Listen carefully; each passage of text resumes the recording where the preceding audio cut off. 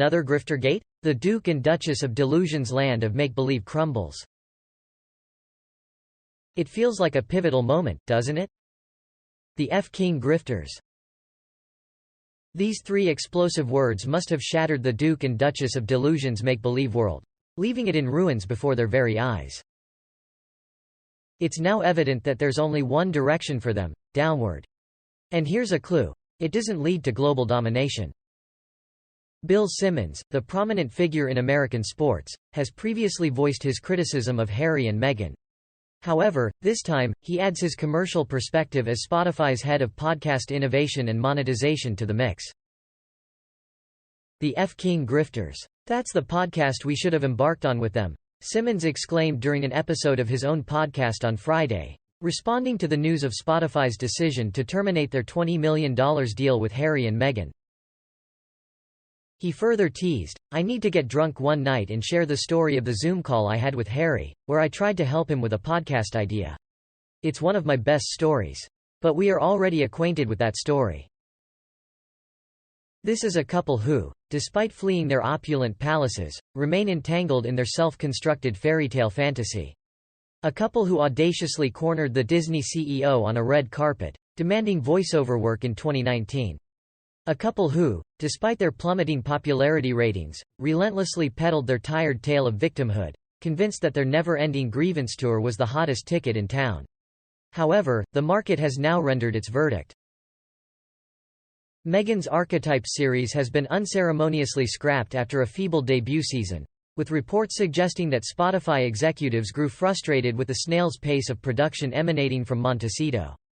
A mere 13 episodes were released since the deal was inked in December 2020, potentially costing the couple a staggering $10 million. It's no secret that Archetypes witnessed a rapid decline in listenership following an initially promising start. And we all know why: it committed the gravest sin in Hollywood. It was utterly dull. Of course, the official narrative suggests that they have mutually agreed to part ways and that they are proud of the series we made together. However, Simmons' scathing critique serves as a reminder that perspectives on this short-lived partnership will inevitably differ within Spotify headquarters. But hold on a second, isn't this precisely what Harry and Meghan desired? To live and work in the real world? A world that pays no heed to crowns and frivolous ceremonies, where individuals must strive for success, and where the harsh bottom line determines what's in vogue, and what's suddenly passé. Could it be that the barefoot prince and his girl-next-door wife grossly underestimated the challenges of life outside the British royal family? Did they realize that they would actually have to work for their income? Well, if we are to judge by those exclusive pictures of Meghan, published on DailyMail.com, where she appears somber in the gloomy setting of Santa Barbara, clutching a $5,400 handbag close to her chest, perhaps this reality has come as a shock. Maybe she assumed that Spotify would be falling over themselves to cut her another substantial check for a carbon copy second season of Archetypes, where she could rehash the same tired victim, activist clichés. Perhaps she believed that hordes of devoted Sussex superfans would eagerly tune in for mindless banter with Paris Hilton about the word bimbo and bra padding, or pseudo-intellectual discussions on the duality of diva with Mariah Carey. Or maybe she simply didn't anticipate the demanding nature of the job. Many top podcasters produce 5 episodes per week.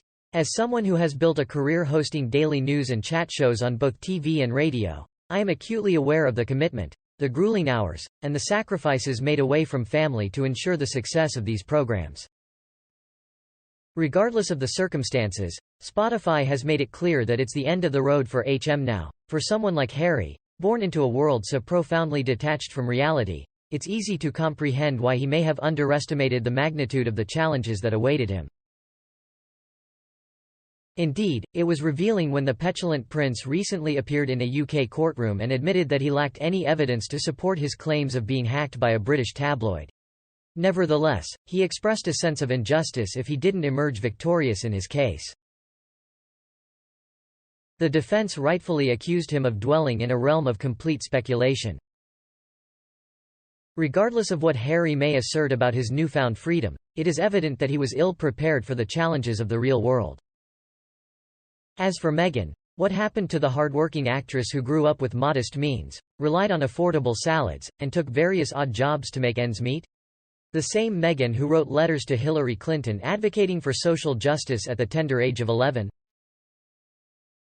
Perhaps she became more entrenched in royalty than she cares to admit.